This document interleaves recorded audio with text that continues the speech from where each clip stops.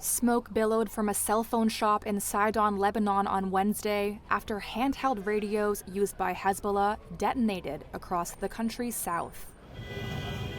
Lebanon's health ministry said several people were killed in the latest attack and hundreds were wounded.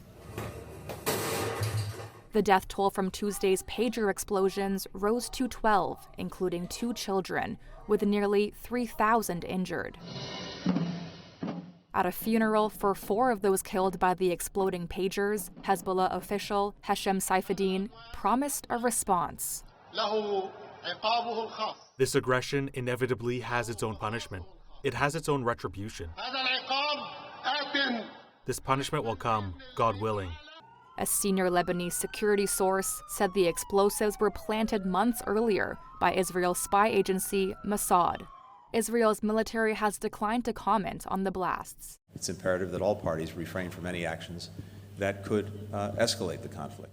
U.S. Secretary of State Antony Blinken, in Cairo to advance efforts to secure a ceasefire in Gaza, said the detonations in Lebanon threatened to derail diplomatic efforts in the Middle East.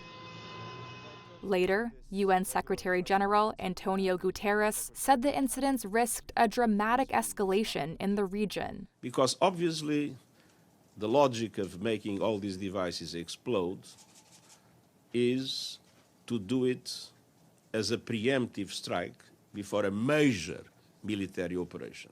A security source said the handheld radios were purchased by Hezbollah 5 months ago, around the same time the group bought the pagers.